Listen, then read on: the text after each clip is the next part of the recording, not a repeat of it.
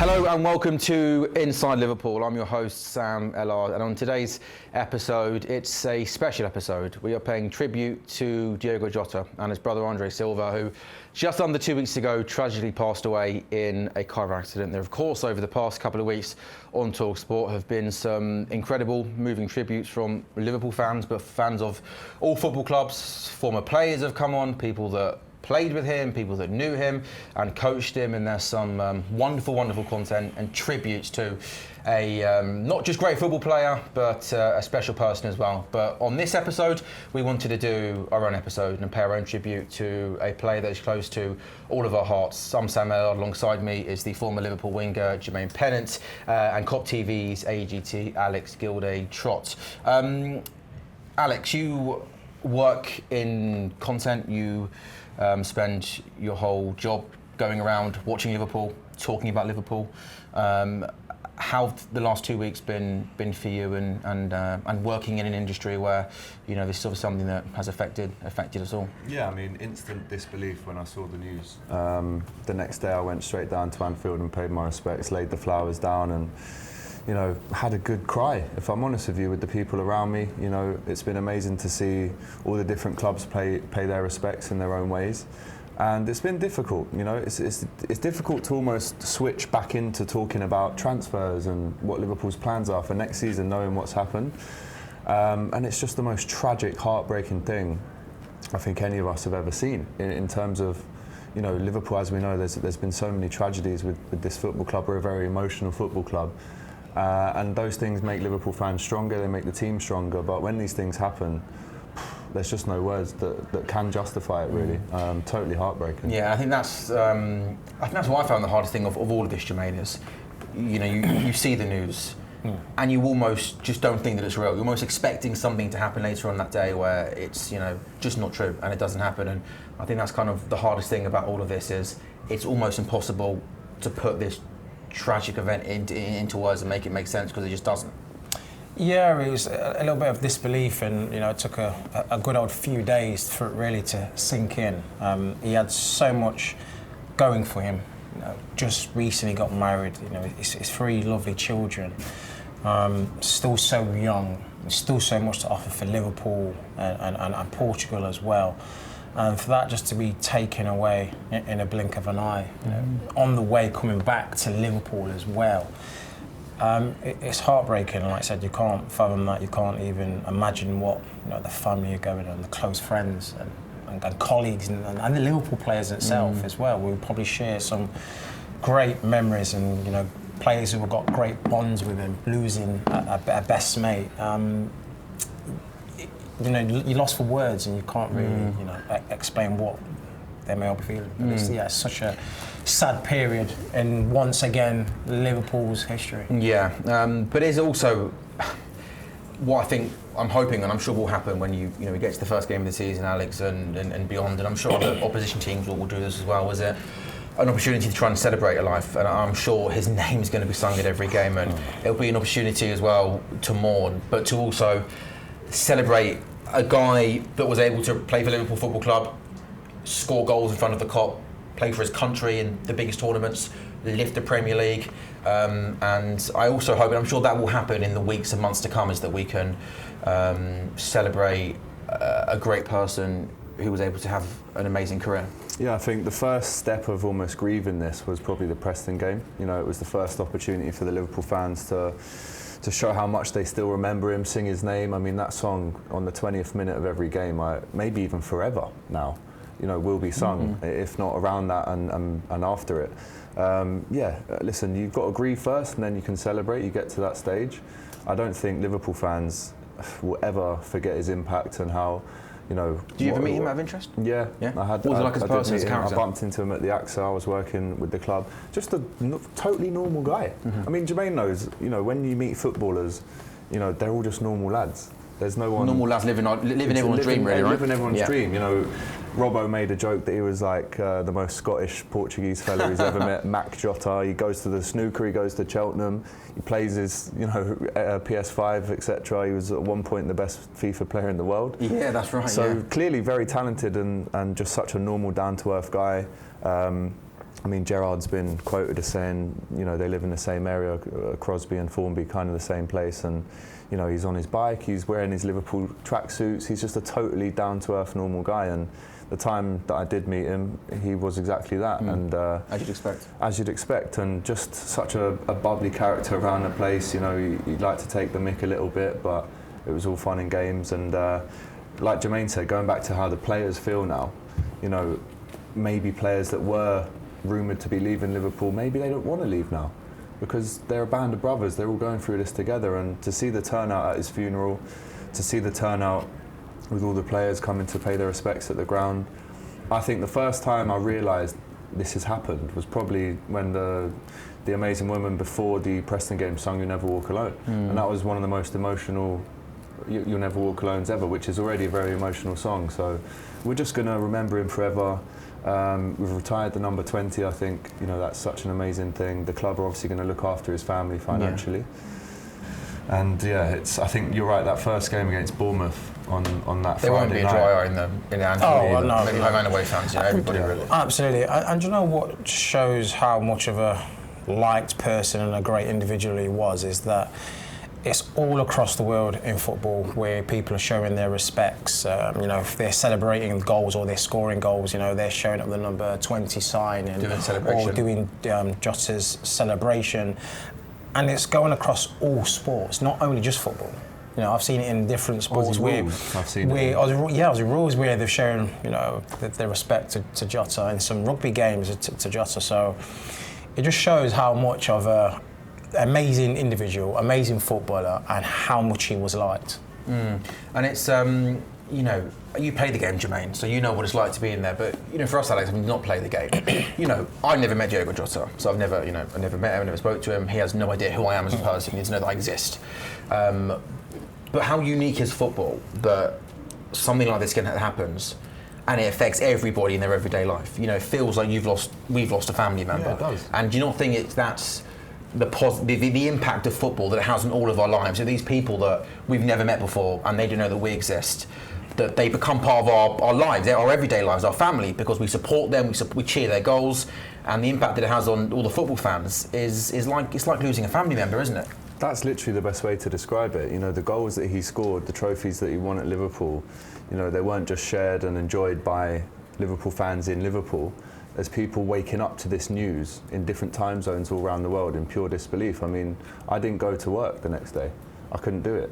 You know, I was on DR Sports and I just had to say I can't do it. I mean, I'm not in the right mind space to carry on, because you're right, it does feel like a family member. It does feel like, because and Jermaine will tell you, once you're in that Liverpool family, like Jermaine's still in it now, like we never forget and we never move on. So yeah, you know, cries and distraughtness all around the world when that news came through, which people didn't want to believe. And I think it took me, I was in a state of shock when I saw it. It took me Flex called me straight away and I said, I can't talk to you, bro. I just had to put the phone down because it was so raw and fresh. And honestly, I think it's the most heartbreaking thing since I've been alive that I've gone through as a Liverpool fan. Yeah. I agree with that. But Alex mentioned at the top, Jermaine, that unfortunately it's a football club that's had a lot of tragedy in its past, and you know, Diogo struck me as someone that was fiercely competitive, like a warrior on the football pitch. You know, wanted to win no matter what. And I've got no doubt that whilst you think of the first game of the season, it's going to be incredibly emotional. But I know that the group of players are going to do everything this season to win for him, and to almost, it's going to bring everybody 100%. that extra little bit closer to, because the players, you know, you think the players are going to go out there and they're going to be thinking about him and they're going to want to do it for him. They're going to want to win for him and carry on the success that the football club had last season. Well, you saw the reaction that the Liverpool players, the Liverpool fans, you know, and the football world when Luis Diaz's father was kidnapped and he was away for a missed a certain game. Jota scored and I think he raised up his shirt. Yeah, he did. So you can imagine now that not just the first game, it's going to be, I think, every single game there will be a huddle either in the change room, on the pitch, and it'll be dedicated to Jota every single game. And let's do this for Diogo. Let's win this. Let's push. You know, he's with us. He's looking down. We want to make him proud. And that will give Liverpool extra motivation. Not like they need it, but just something like this, you can always, try and find some form of silver lining in a horrible tragedy. And I think this is going to, not only the players, but the whole of Liverpool itself and the community, it's just literally going to drive them and put them all together. And it's just, people talk about Liverpool, how difficult it is, how, that bond is unique. Do you feel that when you played up there? Yeah, different compared to other clubs you played for? 100%. And this is only going to make them stronger. And if you said Saturday was anything to go by Preston, that was your pre-season friendly. Every game this season is going to have that different feel to it, Alex. Yeah, I wouldn't be surprised if in the huddles, as Jermaine mentioned, their final word before they go out onto the battlefield is Diogo, let's do it for him. It can go one of two ways, I think, in sport. This will either mentally, it could impact Liverpool in a negative way, where they just don't feel like, and obviously it's not just down to them, it's other teams that we play, it's not under our control every game, but if they win the league for themselves, but also for Diogo, I genuinely think that's one of the most touching football stories of all time. If Liverpool, if we sit round here at this table in a year's time and Liverpool champions again, I mean, if the last one was emotional, this one will just top that easily. Yeah, completely different scale.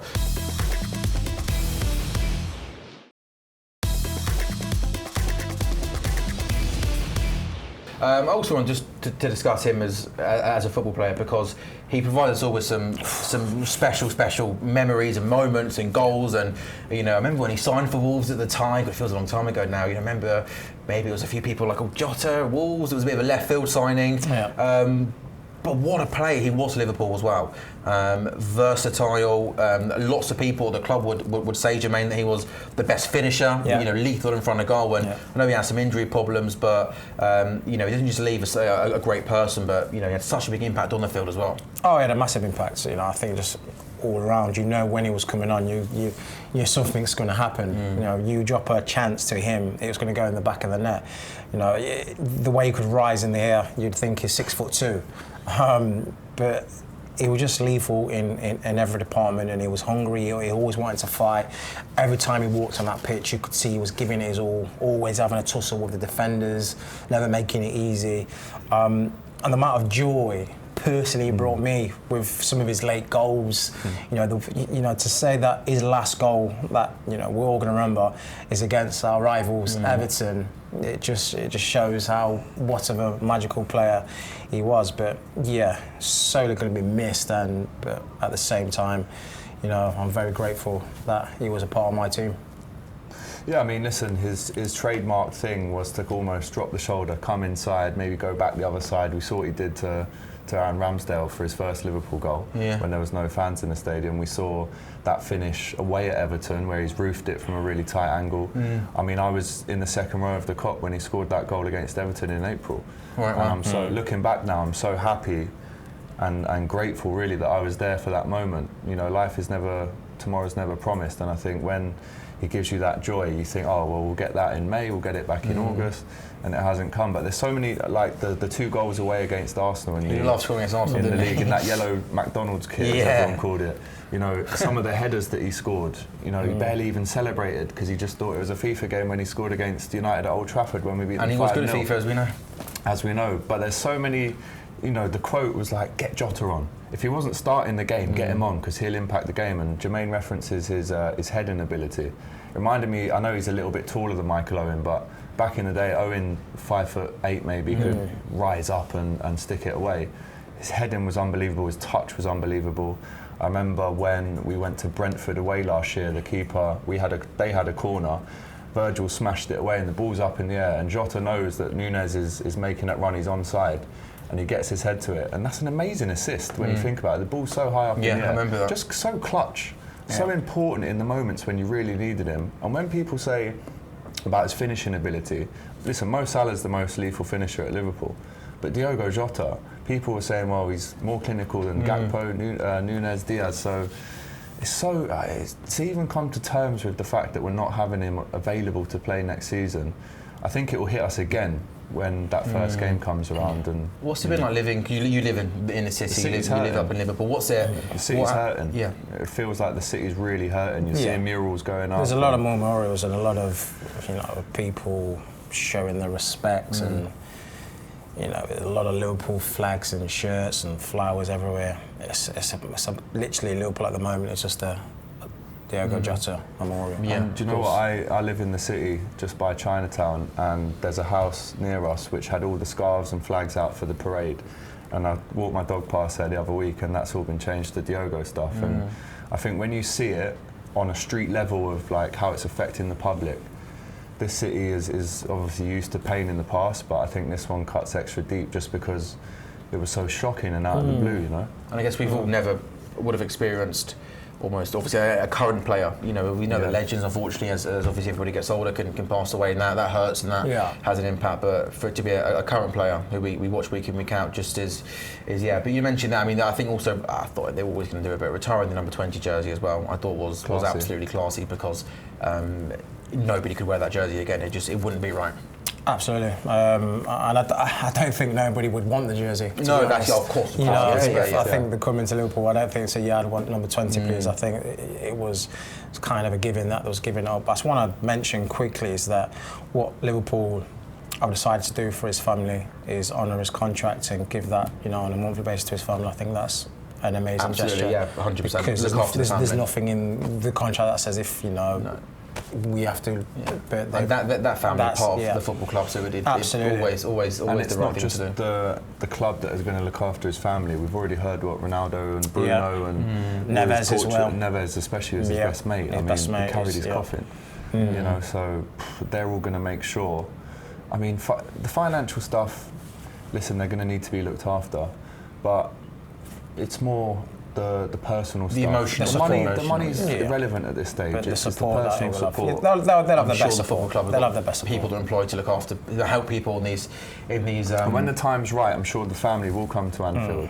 And again, it's going to be so emotional. That would be that's going to be yeah, of course, and whenever they want to, because for that first game of the season, I guess there'll be some sort of mosaic in the court, which is just going to be Diogo Jota. His song is probably not going to not be sung at any point in that game of football, and so that is going to be a night where the football is going to feel completely irrelevant, even though it's first game of the season. It's all going to be about paying tribute to the first time everybody can get together at Anfield for a league game and pay tribute. Yeah, so absolutely terrible, absolutely shocking. And you just hope as well from you mentioned there that from the players' point of view, who spend day in day out with this guy, that they get looked after and they'll be be in a position where they can want to play football come a couple of weeks time. Yeah, I'm sure this is what pre-season is for. So they will get into the rhythm. They will pick themselves up to not get on with it, but to start to deal with it in a professional manner.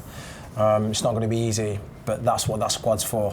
They will all be helping each other, because one day you may see one of the lads down or a little bit upset, probably still thinking about, still grieving, and that's what your teammates are there for, to put an arm around you and to pull you along. And I'm sure come the first day of the season, first game of the season, should I say, is that they'll be ready, but they won't have forgotten anything. They'll be still mourning, but they'll be ready. And the day that we learned of the news in the morning, I listened to TalkSport all day, and obviously there were loads of Liverpool fans that called up. But something else I thought was special to listen to is how many non-Liverpool fans called up as well and wanted to pay their respects and almost honour him and honour his career and his legacy of what he's left behind in the Premier League. And that's something else that we're going to see throughout the whole season. It's not just going to be Liverpool Football Club that I think are going to want to play. I think other teams as well are good. I think probably all football clubs, I think, at some point will want to show their respects as well to Diogo. Listen, everyone's got that tribalism with their football club, but this goes way beyond football. And we mentioned, Man United players coming to pay their respects. I have to shout out Preston North End, by the way. I mean, the class they showed on that day, they almost allowed the day to be taken over by Liverpool, even though it was in their stadium. So classy. What Wolves has done as well is incredible. People. Yeah, but we shouldn't forget he's a big part of their football club for many years. Of course, they brought him to this country, didn't they? They did, and how good was he for them as well? By the way, you see some of the goals. A lot of them are quite similar, where he kind of cuts in, sends the defender for the echo, and then finishes across the keeper. It's just lethal, man. So, listen, it's. I'm already thinking about the first Jota song, because that's going to be. It's a special song, isn't it? Anyway, I mean, it's an incredible song, and that first Jota song, I think it's gonna be emotional, isn't it, Jermaine? That first Friday night of the season. Absolutely. Like I said, I love his song. I think it's one of the best that they've got, Jota's song. So I'll be there singing along with it as well. No doubt, getting emotional. And I can't wait. I literally just can't wait for. I think the team's going to need it. I think the fans are going to need it for this, season to really kick off. And I think that's what everyone's looking forward to. And actually, you've got your own Liverpool channel, don't you? The Cop TV. I mean, how over the last couple of weeks have you guys been covering that? I mean, you must have been a bit, because you're doing daily content, aren't you? How's that kind of been for you, going to work and talking about something like this? You know what? When it first happened, I was on my way to the studio anyway, and I don't think, looking back, I did a video. I obviously didn't monetize it. That wasn't the plan at all. But you can see in the video that I wasn't ready to do that video. And I went to get something to eat after. I just totally burst into tears. And then we didn't film a video for maybe 4 days after that. Just because you want to learn all the facts and you want to grieve and process and digest what's happened. And then like I said, the tone and my energy normally is up there. But with this news, you could tell for a good, even now, doing this video, it's kind of brought it all back. But yeah, it was, I had to do a video because I wanted to pay respects to him, and I hope I did that in the video. But at the same time, looking back, I don't think I was ready to do it because it was within an hour of finding out the news. I think if there's anything that we've learned from this, guys, is that life is precious, and you hear people say that you never know what's around the corner tomorrow, and we all probably guilty, aren't we, of taking that for granted and just expecting to wake up tomorrow morning. But I think if this has taught us all anything, is that this is precious, and we do know what's around the corner. So it's sad, but I feel happy and honoured that I was able to go to Liverpool games and watch Diogo Jota play for my football club and score goals for my football club and win Premier Leagues for my football club. And I feel proud to be a Liverpool supporter because it's a club that has dealt with tragedy for many, many years, and we're going to deal with this as a family. So Jermaine and Alex, thank you for being on this episode of Inside Liverpool. There's, of course, and has been loads of amazing tributes paid to Diogo and his brother over the last couple of weeks on TalkSport. We wanted to make sure that we did it properly here on Inside Liverpool.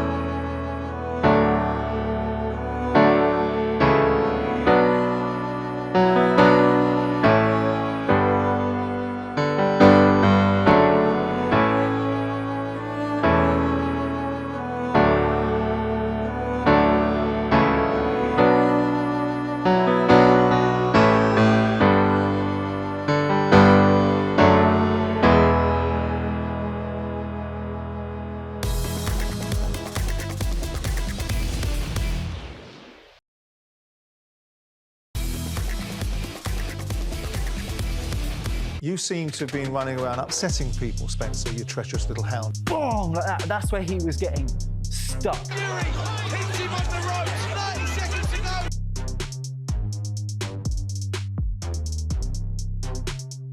go. Opinions are opinions. They're like backsides. Everybody's got one. I stand by that. I still think it was a terrible decision. Well, it takes two to tango.